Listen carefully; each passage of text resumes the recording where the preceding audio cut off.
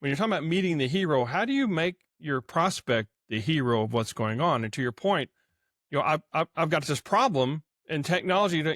What if I've got somebody with similar shoes like you, and what they did was they used our product and then and paint this big picture of how they could get to success.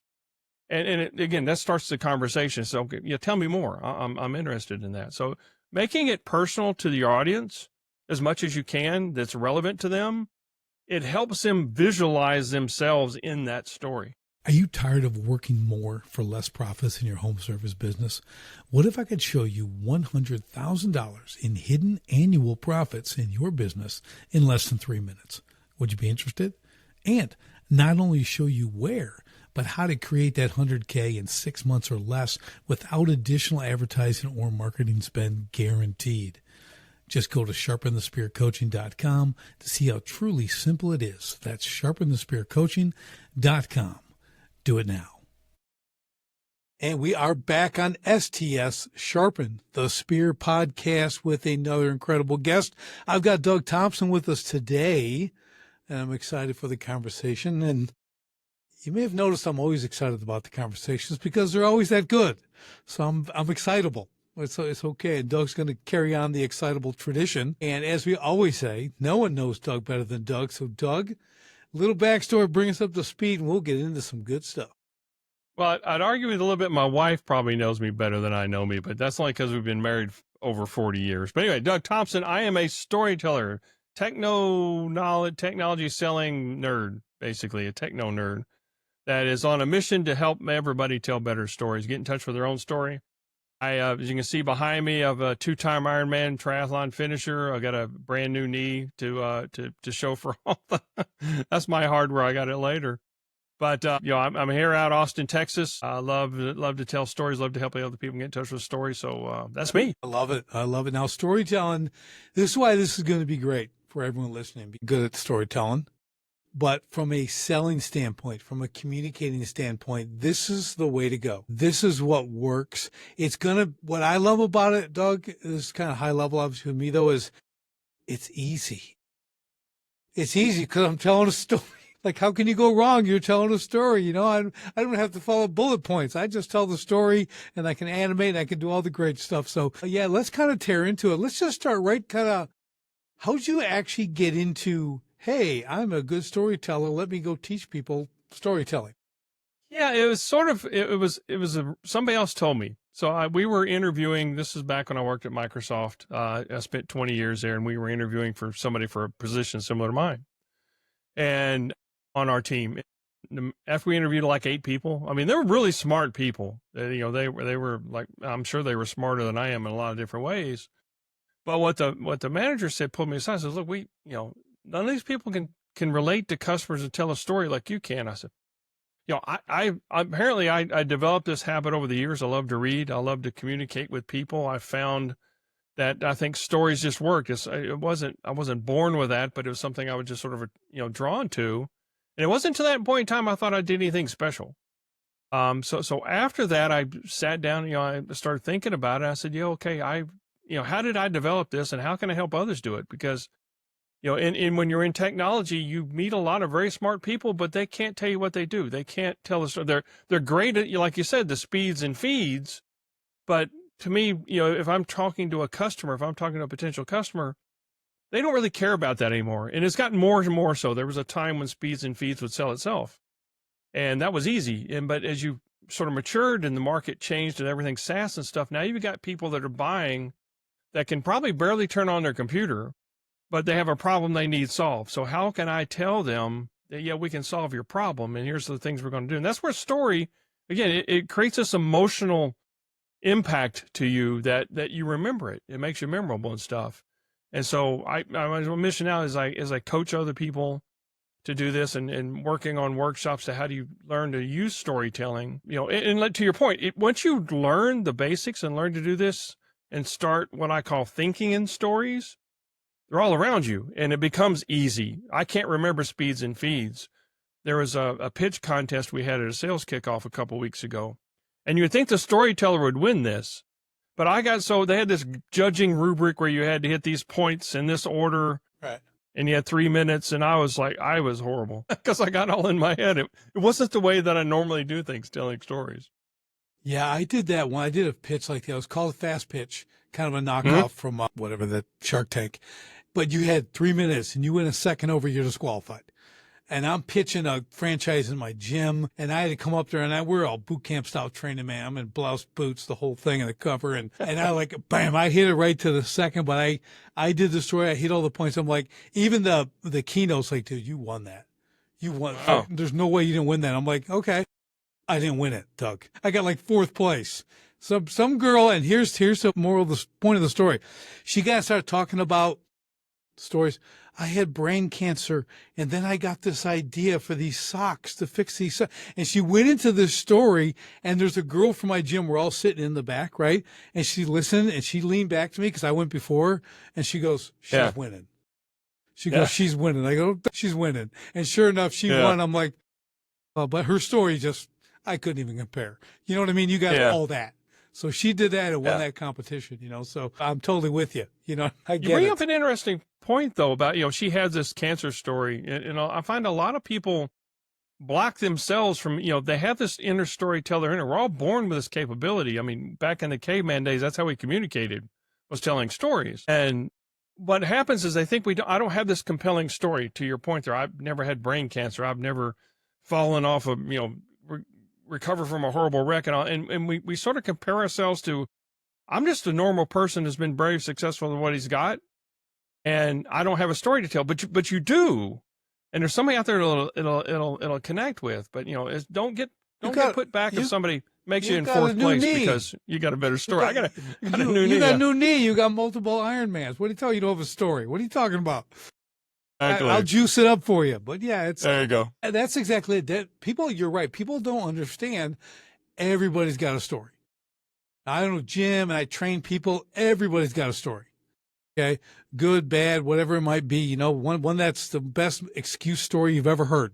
I've had people give me more excuses than one story. I'm like, well, dang, well, none of that's valid to me, but that was a cool story. But it's like, that's what it is. That's awesome. Yeah.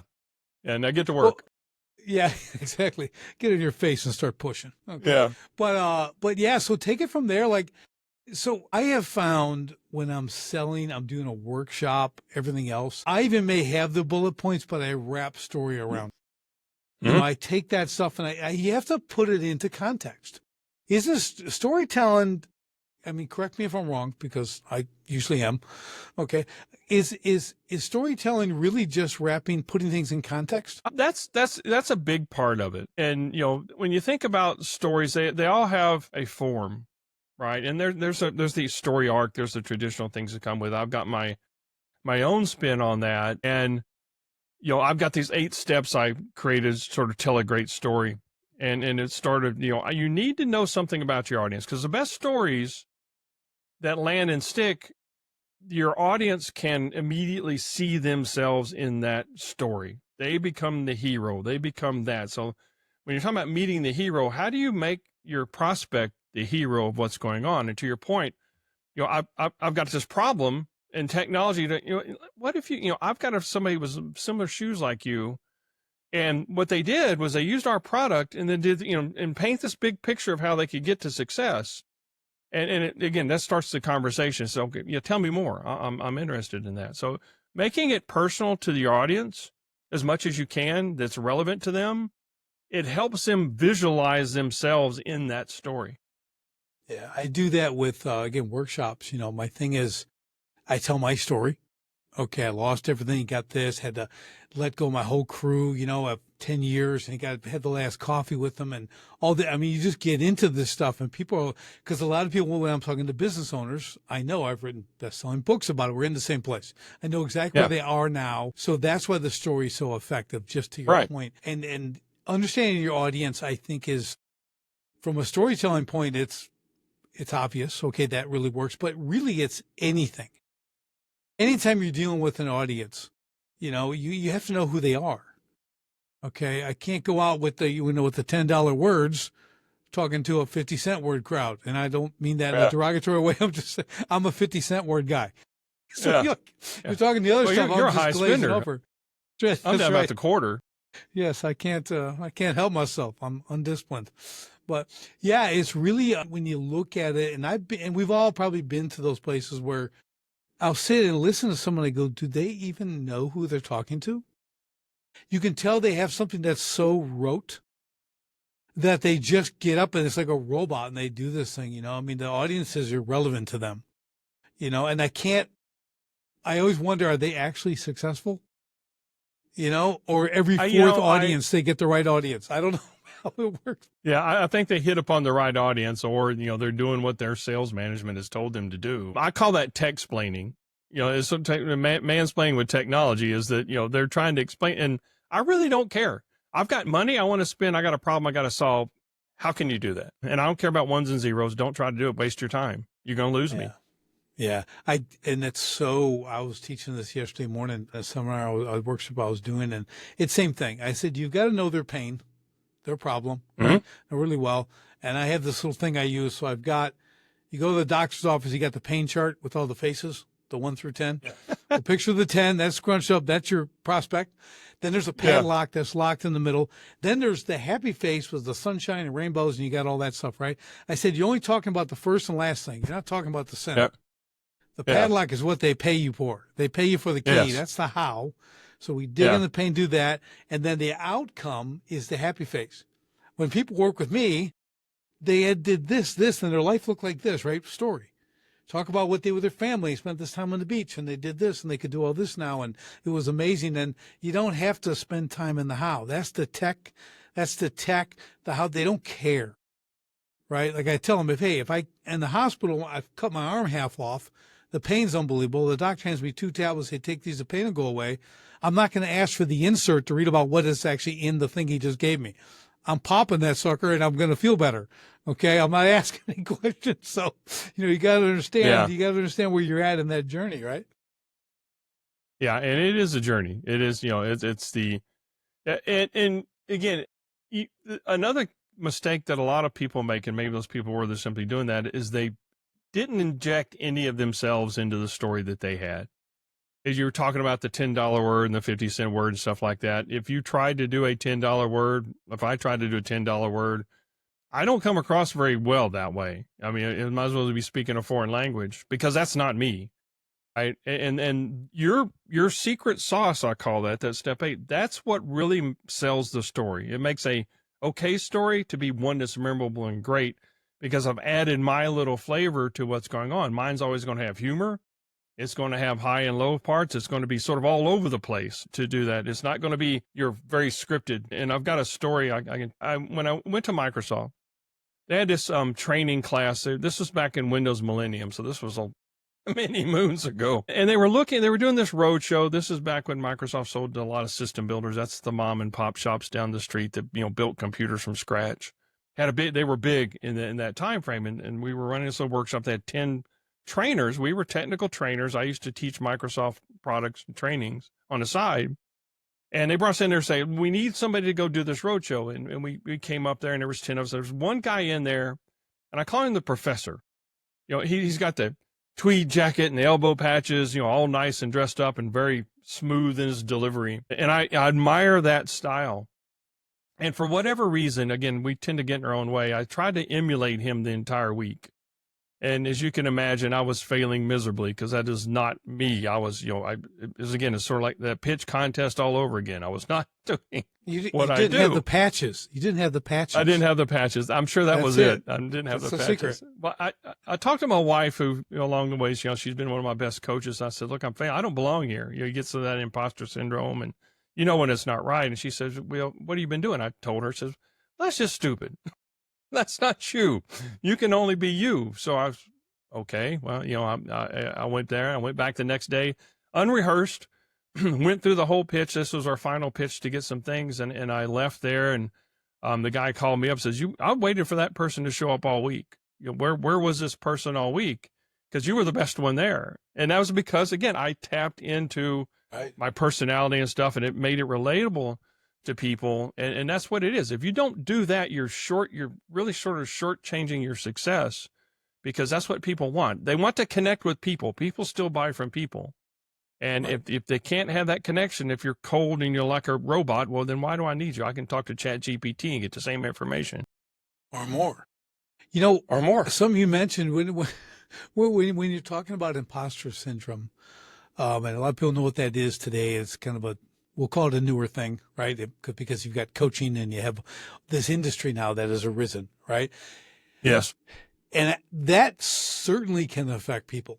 I mean, because you hit a really good point on that, the storytelling, making your thing, it's imposter syndrome is, hey, I don't feel like I'm qualified. I'm not good enough. There's other people who are better. Why would anyone pay me for what I know? It's just, it seems normal to me, right? They don't understand how to value themselves for the most part.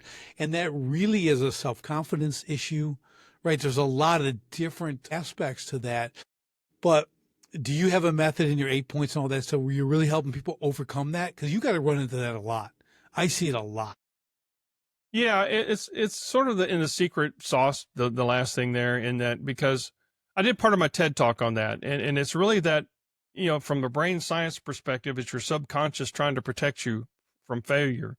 We don't have a lot of dinosaurs to run from anymore, so we invent these things that it needs to protect us from. And I had some latent things. I went through some other coaching and stuff to unlock some of these things I didn't, things from the childhood, which sort of fed that negative self-talk, that the human brain's wired for negativity. It's a survival type thing. We sort of think in a negative type thing if left to our own desire. So as my life as a successful person and stuff, but not having these tragedies to overcome, it's easy to sort of put that, well, you're not special, right? You don't have anything to add. It requires some self-reflection. This is not something I can accomplish in the work, but I can say, here's some work and stuff that you can think about doing are you really that way? Like, I can't tell a story. Well, do you talk to your friends? How do you talk to your friends? And I actually done this exercise. Well, okay, here's this thing. Sell me this thing. Tell me a story about this thing. And it was very flat, then, okay, now you're talking to your friends and you're going to tell them about this. And you can see the light go off because they don't think about that. They're Right. engaged and they can have a conversation with their friends because they've done it 100 times, yet they don't realize, much like during the interview, they don't realize that they're telling stories. Right. It's when they put all this pressure and stuff on it. So it's a lot of self-reflection that you need to do to get sort of over that. What's interesting in this podcast world? Okay, I've been a guest a couple hundred times. I've done a couple hundred episodes, right, as a host. But I'll see someone, they'll speak, honestly, like speak in front of a crowd on a panel. They're great. They're awesome. I want to ask them, hey, you want to be on my podcast? I think it'd be great. Oh, I have to get the nerve up for that. I don't think I can do that. I'm like, but you just spoke to like 50 people and like, you're just sitting here with these other people on the panel, right? One of 7. So you've got this, like the friend thing, right? It's like, there's other people. And I was like, shocked. Cause she's like a pro. She's awesome. Like, you'll be like, and I'm like, it's like a phone call, Yeah. So you get that once in a while now if someone, does this regularly, that's not a problem. But a lot of people, this podcast thing is like you're a celebrity or something. Not that we aren't. Doug, you and I were quite, I tell my kids I'm an unknown celebrity. I tell them all the time, but I think they have this perception of themselves. That's that barrier. They just hit this barrier of like, and I've had people on my show who weren't afraid to come on my show that shouldn't be on a podcast. Just I've had to wrangle a few right? of those too. So it's funny how that is, but it really comes down to that. So it's very interesting. I know, the number one fear is public speaking, greater than death. They'd rather die. Okay. So I have to remind myself of that. I will call companies. Okay. Just give you an idea. Like, and they're a $10 million a year company. I say, hey man, I love what you're doing. You want to come on my podcast, talk about it? Just how you started, what you're doing, everything else. Nobody. Yeah. Come on. I'm like, really? I thought it would be like, who'd say no to that? Right? Coming on my podcast. So I had to laugh because you just, like, guys like you and I, we like tell stories and we talk and we do, this is like all day long. It's like easy, right? We roll up there, like you said, I go up unscripted all the time. I'll do a whole day seminar, like just walk in and teach for days, like and do whatever. But yeah, it's fascinating, the resistance. And you're right. It's the fear of failure or fear of, making fun of. If I'm not making one or two mistakes during the whole thing, I can laugh at myself. I entertain myself all the time. Nobody's killed anybody because of that. That's I use that as I said. Look, I'm not died. The worst can happen is somebody, somebody's gonna have. But the audience, and here's another thing people forget, is the audience is rooting for you. They don't. Well, there's a couple sickos in the back that want you to fail, but for the most part, they want you to succeed, and they want to be. They don't take advantage of that. Be entertained. They paid to be there, probably. Like they have expectation. They do want you to do well. And I'll give you a quick example of Andy Andrews. I'm sure you're familiar with him. Yeah. Like to hear that guy speak. You want a storyteller? Okay, that guy he's another universe. He's amazing. So he'd be in the room when he walks around. It was pretty. He'll just ask someone randomly, like, well, what's your name? And then the guy will say, my name's Bob. Oh, that's my dad's name. And he'll go and he'll get back in the story and he'll talk and he'll walk across the room and goes, what's your name? And they'll say, like, Jeff. They go, oh, that's my dad's name. And he keeps doing that. Probably by the third person, people are like, what? Oh, they start getting you. But he has this ability to engage in and out with people inside the story. Someone who's just really mastered it. I don't put myself at that level by any means, but an incredible storyteller. And he can be very terse, he can be very deliberate and like on point. He doesn't need 2,000 pages, So talk about that a little bit because there's storytelling. I've had people on podcasts who, I'm trying to jump in somewhere. They kind of don't take a breath and you don't get to ask a question because they're just rolling, right? I call that going all professor on you. Someone comes on, they just ramble for an hour straight. I get 2 minutes out of an hour. Okay, those don't get published, by the way. But talk about that a little bit. It's not interesting. Well, right. It's just like, really, it was, I'm not going to share the story, but it's pretty funny. But talk about that a little bit because brevity, there's storytelling, there's brevity mixed with storytelling, right? You're hitting points, and we're not going to get into the technique, like how do I pause here and this kind of stuff, but the deliverability in a time factor. Like, what do you just kind of give me your insights into like, hey, like 3 minutes is about perfect, 7 minutes, or it doesn't matter. Depends who you're talking to and what you're talking about. What's your experience? Well, yeah, I mean, we're put in these situations like the TED Talk where I had 12 minutes. My first version of the script was 36 minutes. Right. Been there. And yeah, and I like to have texture. I like, when I'm like a J.K. Rowling when I'm setting the background and the theme and all this other stuff that is nice, but it's not really relevant to what you're trying to do. So I'm learning to pare these things down to what's impactful. But you want your story, depending on the time frame, you want it to flow with this. There's the arc, there's a struggle, there's these other things, but it can't be a constant, just all out type thing. Your story, you have to give the audience time to sort of recover, right? So there's going to be those times where you sort of bring it down a little bit and you want them to think about it and reflect a little bit, and then you bring them back up again and then you go down. I mean, it is that if you watch a good movie, they do the same thing, right? You go through this whole thing because we have to have time to digest it to stay engaged. But to your point, there's a lot of things you can leave out of a story that aren't necessarily important, doesn't really help move the story along, or doesn't help set up something else that's down the road. But if you keep your audience in mind, it's so much easier to craft that story from their point of view. If I was them, what would I want to listen to? What would make an impact on me? And my goal in all my talks is to just have one person change the way that they're doing it. Just one. I mean, if the more, that's great. But if I can get just one, then from the ripple effect, I've created something else because I'm trying to impart change on them. After my TED Talk, I was not happy with that because I'd played this track in my head of doing it this way, and it didn't come out. It didn't come out that way. And I said, look, but this one kid came up after it was over and he had this page of notes and he had the graph and, hey, I need to ask a clarifying. I'd impacted that one person and it changed my entire, because we're our own worst critic. And it really wasn't that bad, but it was like, that's my goal. Impact one person, find it somewhere that I want to go ahead and change that. But again, depending on the environment, you have to shorten the story. You can play a little bit longer, but always try to cover like 3 points, no more than 3 points. And you sort of set it up. Here's what I'm going to tell you. Not necessarily here's what I'm going to tell you, but that whole frame. Here's what I'm going to tell you. I'm going to tell you. Then I'm going to tell you what I told you. And so you just want to create that circle of, here's my goal when I'm starting. We're going to cover these three things. The middle there where you're telling them the three things, that's where you really want to breathe. Give them some pacing and some time. And at the end of it, you're sort of wrapping it all up together. Here's where we're at. And that's a good skill set to learn that I don't think we do. They try to cover too many things. Right? Here's 70. I've got these 75 bullet points I've got to cover. No, that's, I can't do that.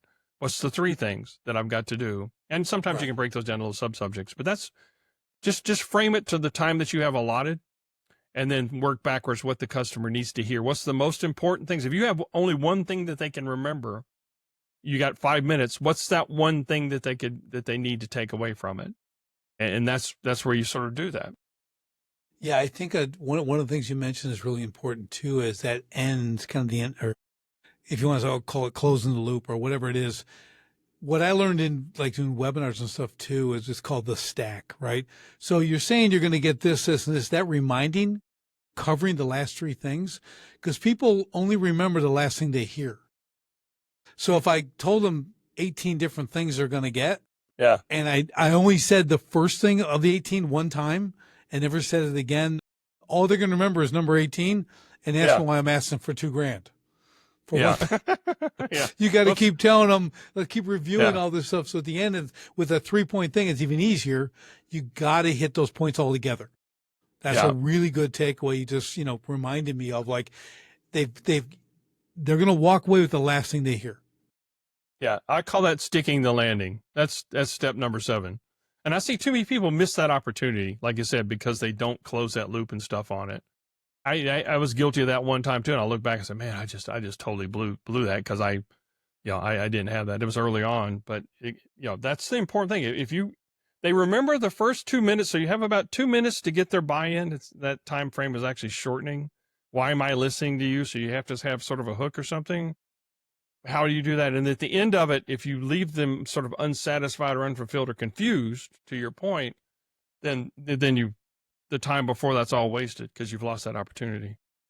Yeah, it's really important. I go, and not that we're talking to a room of professional speakers here, but everyone's got to present. Everyone's got to sell, right? If you're a salesperson, these techniques are critical.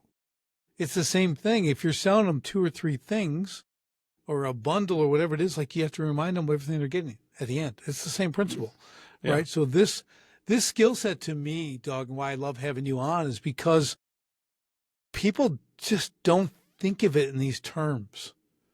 We're always selling. Every human being is selling something every day in some capacity. Pink wrote a book about that, To Sell as Human, which is a great book to read. Yep. And you think about it, if you're married, you're selling. You're selling for one thing or another. It's like your life is all sales. So you've been married 40 years. I've been married 25. There's a whole lot of selling. Yeah.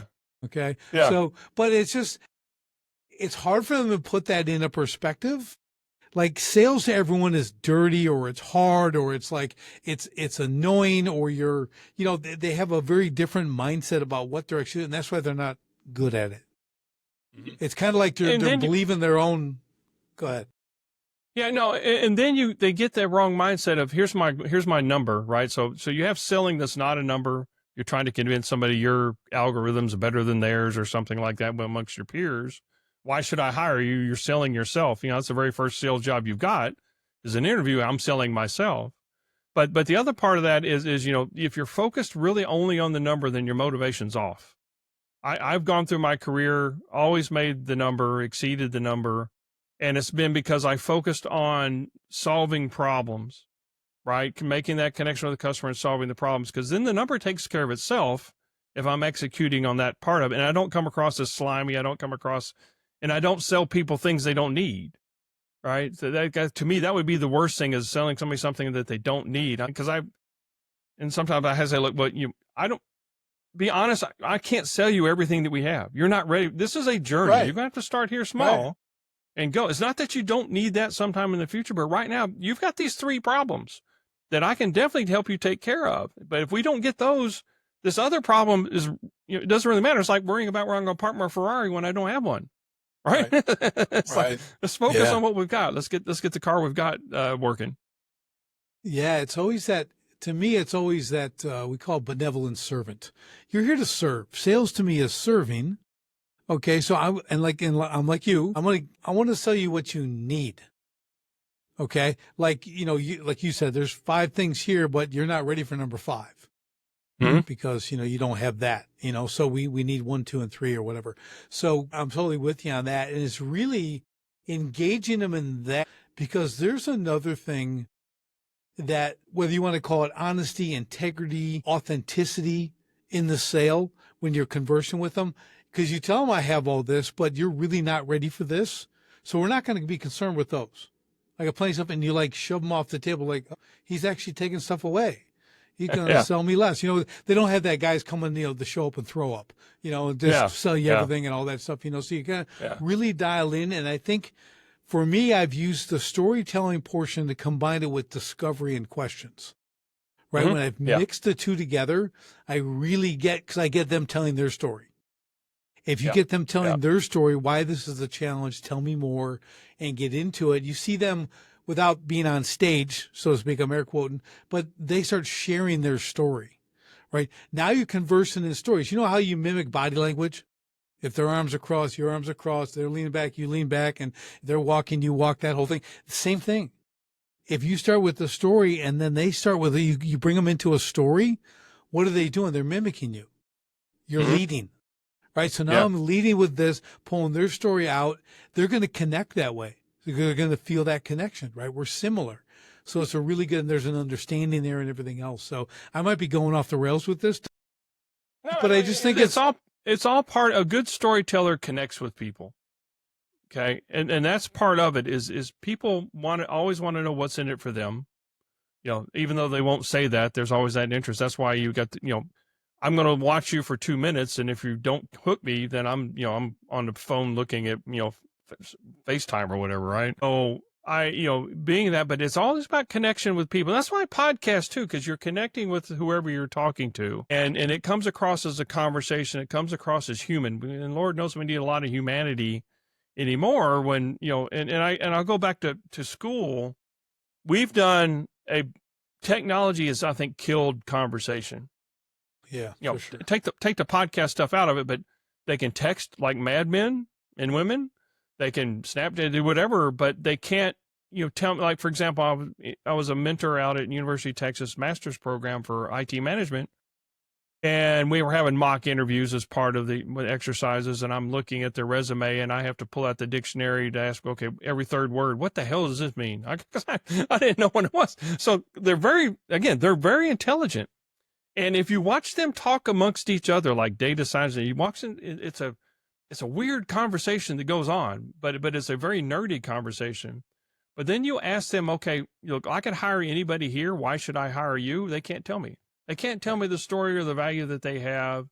And it's because they never had to do that. Everything's a text or short. When I grew up, we had one phone, and we were fortunate enough to have a 30-foot cord that I could go to another room, so my parents didn't listen to me talking to all my friends and girls and stuff. So, but you had to have a conversation, and they don't have that anymore because technology makes it too easy. Yeah, I think another part of that too, Doug, is they have a lack of experience. And I don't mean in the job.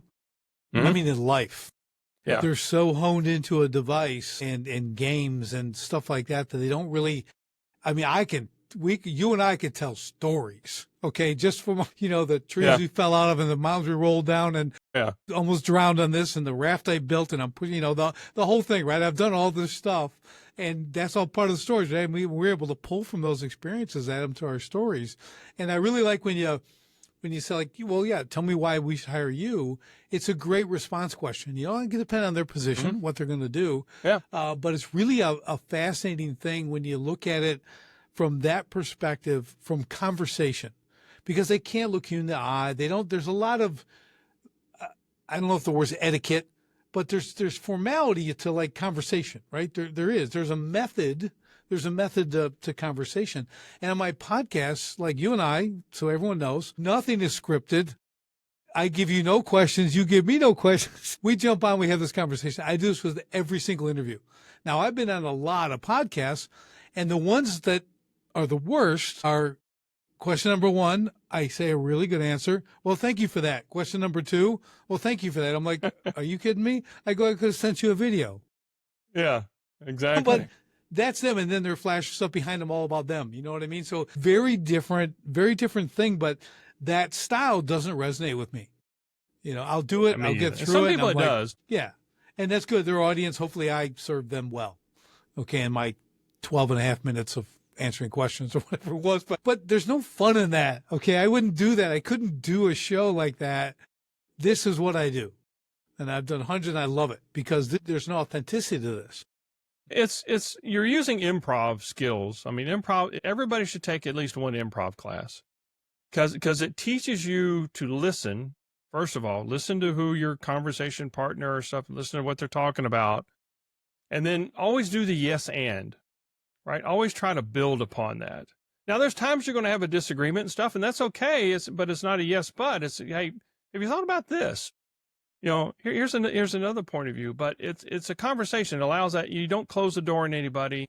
You come up with some interesting discoveries along the way too, as you've sort of, that's a great, you know, I like that. Let's drill down in that a little bit more to find out what's going on, because otherwise you just gloss over it. Now, here's number 13. Here's my answer number 13, which is not good. And I get energy back from these conversations. So the conversations I had where I've been on there and they give me these, I'm just, you know, it's like, I get nothing, but I come back from this and I'm energized. I've got a totally new frame. It recharges me to have these conversations, much like when I'm talking to a customer and stuff and I see they get it. You see that light bulb go off in their head where we've made that connection. I said, and that's, again, when I'm on stage, the same thing. That's what you're looking for, is that connection. Because at that point in time, you got them. That's right. Not you got them, but you make that connection and something good should come out of it. Yeah, it's interesting you mentioned improv and people doing it. So I use this example a lot. I haven't used the improv part, so this is first. This is the first time. You're familiar with Dollar Shave Club? Or a couple of bald guys that probably have. Okay, well, he started, right? He started with one video on Facebook, and it like blew up. 4 years later, he sells Dollar Shave Club for $1 billion to Lever, okay, in 4 years. But my point to the improv is that's what he had done before. He did a lot of improv stuff, and he just created this kind of almost like a homemade video that launched him into, I mean, really, so that skill that he attained for doing it because he liked to do it, you know, carried that over in the business world. And, well, I can say it was worth $1 billion for him. So that's a pretty good payoff for doing a few improv classes, you know. But you're right, you know, that time in improv, in theater, in anything, right? Anytime you have to get up and perform, I use that term loosely, but whatever that is, it's really, really helpful. My daughter sings, plays piano, stuff like that. Some of my sons, and they, from a young age, they liked, we got them into it, right? Hey, go take singing lessons, go do that. Now, she doesn't like me to come to recitals. She's really good. You know, I get to see her sing in church every Sunday. She does that. But, you know, there's that thing where they still have that self-consciousness, but they do it. You know, and they've done it for years, and it's just a skill that transfers to everything you do in life. That's why I think it's so good. It definitely does, yeah. It's important to understand that if you're in a kid raising stage, mine are all upper teens and early 20s now, 6 of them, but that exposure to all that stuff, had them in plays, had them singing, had them doing this different stuff, you can see the benefit when they interact with other people. Friends, for jobs. I mean, they get hired, they're able to do things. So there's a lot of upside to doing that kind of stuff. And I'll just say this as a parent, you need to make them do it. Yeah. Because it'll pay off. They won't like to. Yeah. But my grandkids are about the same age as your kids. So I had a couple of daughters. I've been through that already. Yeah, but it's you. I just have a saying. I always tell them, you can thank me later. That's my favorite saying. Yeah. Like, you're going to do this now, and you'll hate me, and you can thank me later. Okay, it'll be okay. It's funny. My oldest daughter, when she had her first child, we used to get these, I called them durability calls. Well, she's falling off. She doesn't, it was like, and this would happen every day. Is she bleeding? The same answers come out. No, it's fine. By the time the 6th child came out, we had to call to make sure the 6th child was still alive. They just stopped caring. No, it's just you learn as you go through these trials and stuff that, there's lessons everywhere, and the risk that we perceive is always a lot greater than the reality of the situation. That's right. That's right. The biggest risk, and I run this with customers sometimes, is they don't want to change. Change is hard. And improv, you're constantly exercising that change muscle, so it becomes a lot easier to do. But change is hard, but it's necessary if you don't want to go extinct, basically. And in the case there, our friend would say, look, I'm really good at telling this story with the shaving stuff. That's perfect. He was being himself. He put that into the story. There was a problem that needed to be solved. He identified that. We could all relate to that. And then he went on and was very successful of it. And then he went on to do whatever the next thing is. That's the way these things work, is you find that one problem that needs to be solved, or problems, right? It Right. depends. And then how are you uniquely positioned to do that? Then you convey that story. Here's how this happens. I'm the connector. I'm like I just simply tell the story to connect the dots because I have that advantage. Now, could I go implement this stuff? Oh, hell no. It's too technical for me to implement it all. I know how it works. I know the business problems it solves, and I marry those things together, which is somewhat of it's a rare skill set to be able to do that. Right. Yeah, I think what I teach a lot of people too, as I talk, and even what their business is, the how is not important. Like I said earlier, it's the beginning, the pain, where they're at. No one cares what you know. No one cares how much you know to know how much you care. And then there's the outcome. When you do, that's what's selling. The how doesn't sell. I may know the how, okay? And I may have 10 other people who know the how, who know it better than I do. So like you, I have a high level of it, but my job isn't to teach you. My job is to get you in the program so the teachers can do the work, right? That's the principle. And people, a lot of times, and it's part of the imposter syndrome too, they feel like they have to know everything. They have to have, 3 PhDs and this and this and this to be able to talk with authority, and you don't. It's the old Henry Ford thing, right? They want to lock him up for it. You don't know how to do it. He's like, yeah, here, let me just push this button and call the tire guy. Let me call the guy who makes the lights. He'll tell you how to do it. I don't know how to do it. I run a company. Yeah. I just came up with an assembly line idea, and here I am, So it's that kind of thing, that a lot of people get a little bit confused on. I think that's what holds them back a lot in those things. They haven't thought out, like, I'm going to tell a story. I'm selling a product, or I need to get someone in the program. Like, I'm the gate. Okay. I'm like the gate. I want to bring them through the gate, and then Disneyland's over there. Okay. I didn't build the rides. I don't make the rides. I don't make the food. I just get you in the gate so you can enjoy the expertise that's inside. Right. So when you can separate that, when you can and understand your position, it takes a lot of pressure off you. Especially in the imposter thing, so it's good. That's good stuff. I always like the Venn. There's a Venn diagram out that's got sort of here's what other people know, here's what they think you need, and it really the intersection is very small. What you really need to know is not as big as what you think. And I'll get in a room, and sometimes you'll get these guys that have the stump the chump type thing, and I say, look, you got a lot more experience of this than I do. I'm going to defer to you on that, but I know we can solve that problem. And here's sort of a couple of things to do it. I'm not here to have that. It does me no good. One, because I know I'll probably lose in the long run on that. But it doesn't make a good story if you're sitting there sort of tilting at windmills. Right. Or a little bit. Yeah. We homeschooled our kids, all 6 kids, all the way through. Right. So people are like, oh, I can never do that. I go, you only got to be 1 week smarter than them.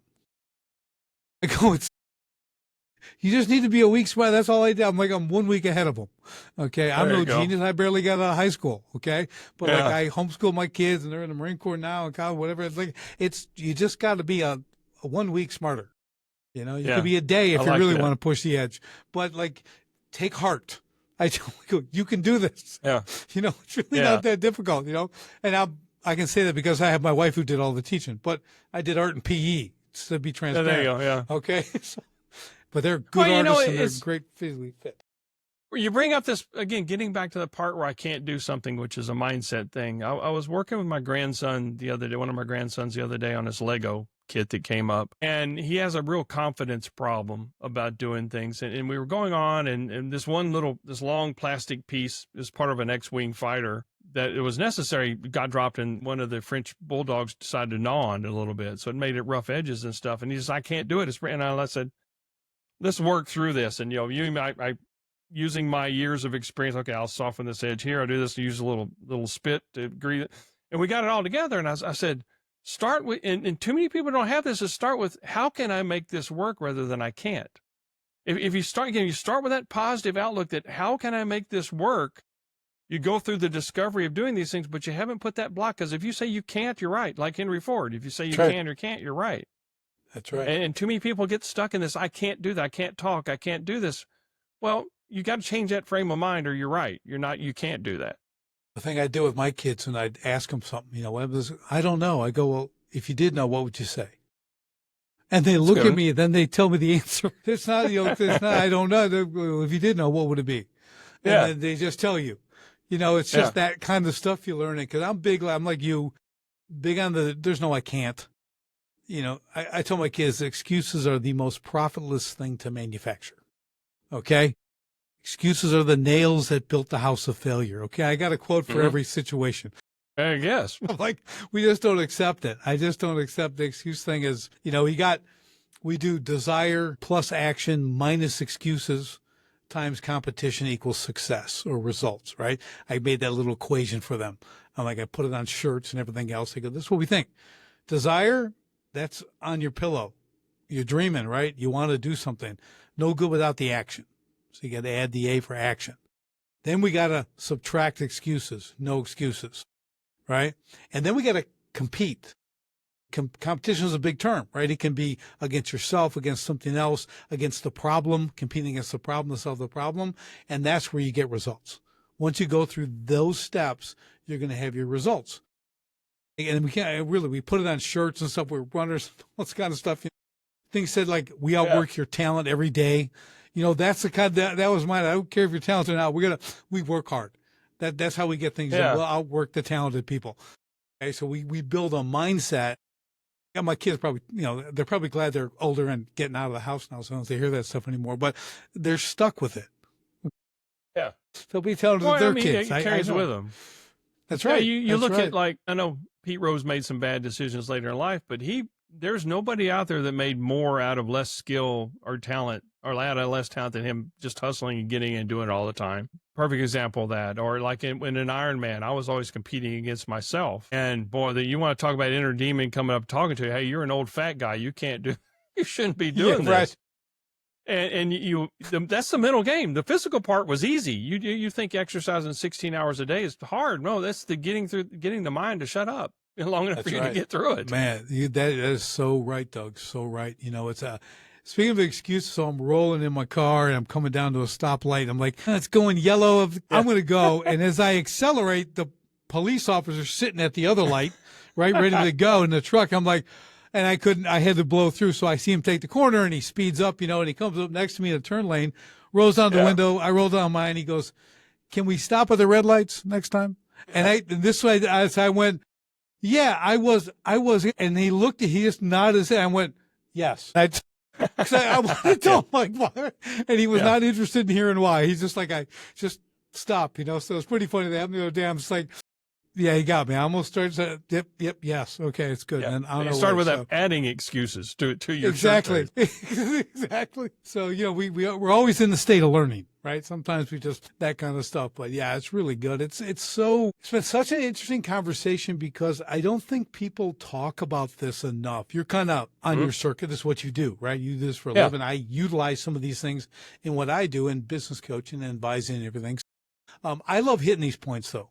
Doug, I think you've really brought a lot to the conversation here for practical application, right? Because you'll hear storytelling or you hear, Donald Miller's story brand and do this, which you want to know something really funny?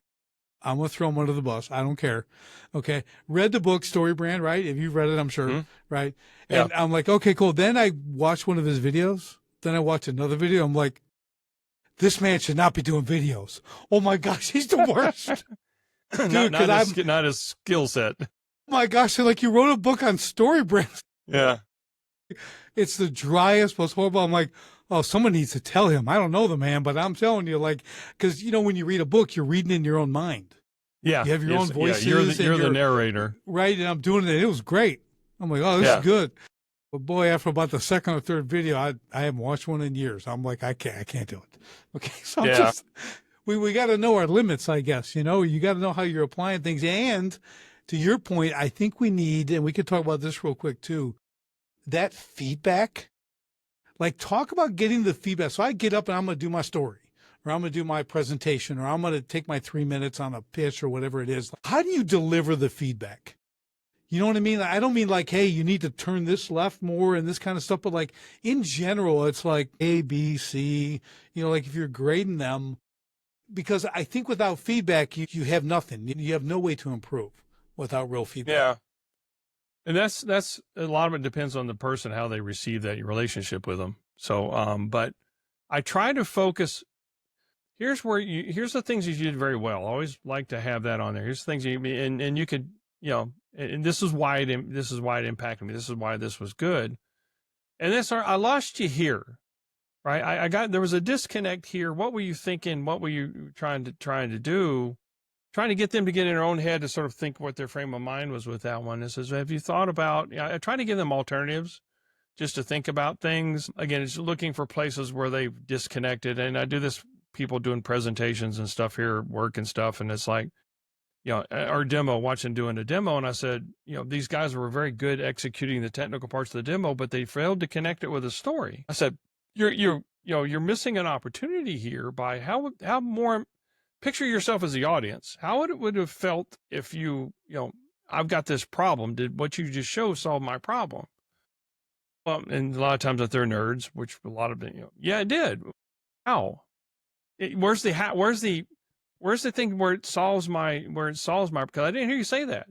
You may have shown them, but you got to have a conversation. You got to tell them what tell them what you told them. Here's how this is doing that. And, feedback is always, but you're right. You need to know what went on. What could I do better next time? I always, when I'm doing a presentation, I say, guys, you were here. What could I do better next time? And it's hopefully bringing just things that they're not aware of, that they don't think about, just trying to raise them to the surface as much. Not that their intent was bad. I always try to stay away from the intent, right. But try to say, what were you thinking at that time?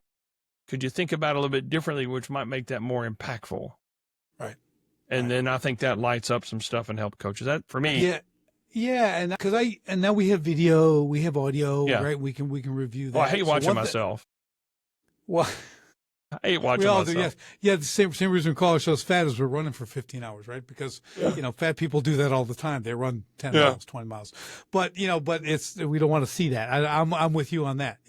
I have a window. I hit the heavy bag multiple times a week, and I rock that thing, and there's a big, huge window overlooks the river, but it was dark in the morning, so I'm there early, and I got to face that reflection all day, so I hit that bag really hard. Because I'm thinking, listen, Tubby, okay, you got to work. But one of the things I've noticed and what I've done with podcasting, people are like, oh, I hate to hear my own voice. They want to see themselves, everything else. And I tell people, if they're just getting into podcasting or they're guesting, I'm like, you have to listen to your appearances. Mm-hmm. They go, do you still listen to yours? I go, every one of them. Like this show, I'll listen to again.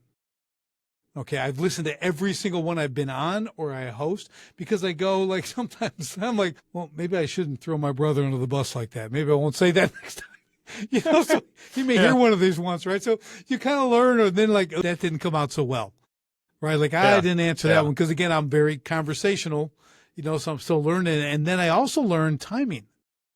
Okay, they tell me we got 30 minutes. Cool. I have to tailor my answers to fit in a 30-minute period. Now, again, I don't know the questions, but I can't draw it out. I can shorten my stories. I can do that kind of stuff. So it's very good. And what I found, Doug, and you may do this too as you host and been guests, the technology now can tell how much each speaker spoke, the percentage. Yeah. Someone's like, hey, I like to be like 60-40, 60% the guest, 40% me. But I started looking at all my analytics. The best ones are like 50-50, 49-51. They're within a few percent of sharing the conversation like we're doing. And I'm like, ooh, there's something to that, but you can't plan that. That is, No. you get two people who are really, they've got, whether it's experience, whatever, but able to engage and go back and just volley back and forth.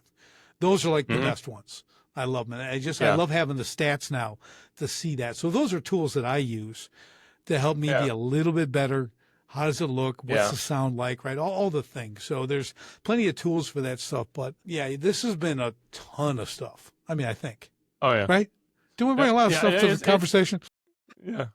Yeah, it's sort of funny because podcasting, I did radio. I was a morning sports guy at a radio station back in my 30s.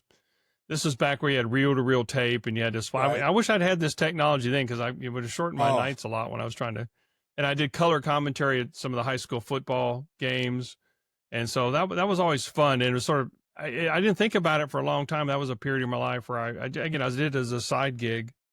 And then we started doing this, and so I said, this is just like the radio days back in there. Yeah. It's like, wow, it's come back full circle, except you don't have the station manager breathing down your neck. Well, I'll tell you, I did my first podcast, well, actually in like 2013, but I did a real one like 2020. And the difference in the technology and the ease and the advancement is unbelievable. Yeah. It's effortless. Okay. I'm complaining because something takes like 5 minutes now. When it used to be like hire someone to do it. It was so bad, so it's really good. But yeah, I think that whole feedback loop is really, really critical. And I like to kind of wrap up with that because if you're not getting that, it's like anything, and it's the uncomfortable part of growing. Like you said, it's change. That's where the growth comes from. Being uncomfortable, making the change in whatever you're doing. In sport, same thing. If we're doing athletics, we're doing workouts, I'm pushing one more round, right? One more round on the rope, throw a few more punches, whatever that is, run a few more miles, climb another hill, that kind of thing. It's the same thing, I think, when you're storytelling, presenting, all that kind of stuff. You gotta put yourself out there. You got to allow feedback and coaching to come in. You kind of or like I said, a lot of it's self-reflection too, because about the sixth time I tell a story, I finally got it to where I want it. And it doesn't vary a lot more from that. I mean, there'll be some little bit, but I've got the flow and I've got the other things. And it's about the sixth time that I've done it that I get to that point. And you learn like, okay, this joke didn't land. And it's sort of funny because when you're using humor, what lands one day may not land the next day at all. That's right. And you can't let that sort of break you. Don't get dissuaded because something you knew would work didn't, because just sometimes it doesn't. And you just go on and you go from there. You know what else I learned was like, you're telling the same story, right? You're telling the story, like you said, 6 times, 8 times. I said, I'm like, people, really? I got to do this again? I got to tell the story again? Are people tired of the story? And then you realize, I'm telling you, I struggle with that. Like, I better change it up. I better do something different. And then I finally had to come to realization, most people haven't heard me. Who do you really think you are? Exactly. It's a big world out there. Exactly. And you it's think Joe Rogan, everybody's heard you? Exactly. And even him, they haven't heard him. Okay. So it's like, you have to understand that you're delivering a message, right? And the message has to go to this people and that people and this tribe and this person. And you got to keep sending the message. We talked earlier about the verbal storytelling would be history, and that'd be carried on verbally before there was even a written language, right? So that's how that was done. So I really, because I had friends who were big speakers, and I'm like, okay, I've heard that like 19 times now, but I'm listening to them at all different things, right? But they've mastered it. They can deliver it. And you have to give yourself that permission to understand these people haven't heard this. Yeah. Even if they've heard it, they didn't hear it, right? You come the second time, they're still picking up stuff, right? Well, that and sometimes they've heard an iteration of it. Somebody else told them that it didn't quite land with them until you told it. It's all about timing of that. Is that person ready to receive that story at that time? Because other times, if it may not be relevant, you just tune it out. Again, repetition is key. And, like I said, not everybody, I don't have the ego to think everybody on this planet has heard me, or heck, even half the people in my block have heard me tell that story. Right. That's, same thing. I'm like, I just had to go, okay, just mellow out, just perfect it, just keep going, get better, and then get the feedback and make it better. And that process is it's something that can carry over into other things you do, right? Understand that feedback coaching, because I tell people my first 20 years of business, no help was allowed. I did not permit anyone to tell me what to do or how to do it. I was a very high level of stupid. Okay. Yeah. Because I had wonderful, amazing billionaires tell me what to do. And what do they know? You know who I am? I build $1 water billion. features. I'm going to have many. I'm going to have more than I that. move rocks for a living. They call me Fred Flintstone. That's what I do, you know? Yeah. So it's, well, what do you know? So, but that feedback, always welcome that constructive, you know, whatever, if you want to call it, you know, constructive criticism, they call it, or just to critiques, be open to critique, because people will help you and they won't be brutal. Usually they won't always tell you everything you should hear. But if you're getting something, it's good, right? So that's awesome. That's awesome. Any final thoughts, Doug, on the whole storytelling, everything we've talked about today? The key thing is, you can tell stories. We're wired for it. And that inner bully is going to lie to you all the time. So I've learned to recognize when I've given it a name. His name's Simon. He has an English accent, wears T-shirts a lot. But he's a bully. And I now realize when he's coming up, because I've done that sort of self-work and reflection, that I can then, my favorite thing is, okay, where's your receipts? Where's your receipts that I can't do that? Right. And it's amazing how fast it'll shut up, because there is nothing. Other than I can't run now because I have a new knee. I told the orthopedist I wouldn't run, but that's a whole other. That doesn't mean I can't go to the gym and work out and do some other things. That's right. But just the running day's over. But don't listen to that inner bully. Find that out and get your own story right first. Then you'll find this other stuff is much easier to do once you sort of get your own story straight. Yeah, that's awesome. That is, work on your own, because you got one. You have one. And if you spend the time in the self-reflection and really look into your past, whether you're 25 or 85, all that stuff is there for you, and you can turn it into a story. Take those elements and create it, put it all together. It's pretty amazing. This has been awesome. Doug, how do people follow you, get in touch with you? You got anything you want to share with the audience or whatever that is? Now is the time.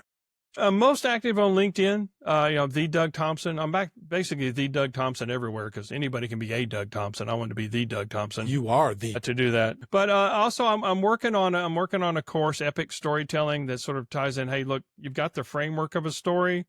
These are the special things that so you can sort of it's an emotional, it's powerful, it's impactful, inspiring, and it's connective. And so, how do you add that? This is the secret sauce. How do you add your secret sauce to the basic story structure? And I'm working on that to sort of share, and so that should be coming soon. Awesome. TheDougThompson.com. I'm there. That was available. Mostly on LinkedIn. That was available. When'd you get that? Years ago.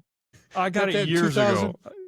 Yeah, I was listening to a story and somebody said I'm the something. I said I got to get that. So I went out as soon as I could register the domain. I've had it forever. I love it. Simply because I could. It's just it's just fun. It's something funny to talk about. Yeah, no, it's awesome. It's awesome. We all should be the. I like that. Not the. It's just something to aspire to. The is hard. A is easy. That's right. It's not pronounced the. It's the. It's very different than the. Right? It's very important. So that's awesome. Well, Doug, thank you for the time today. I really appreciate it. This has been an awesome hour, and I know people took away a ton of stuff, and I hope they put it into practice. Take action. Do it. Get that feedback. Record yourself, do whatever you got to do, but get great at it. It's going to help you in every aspect of your life.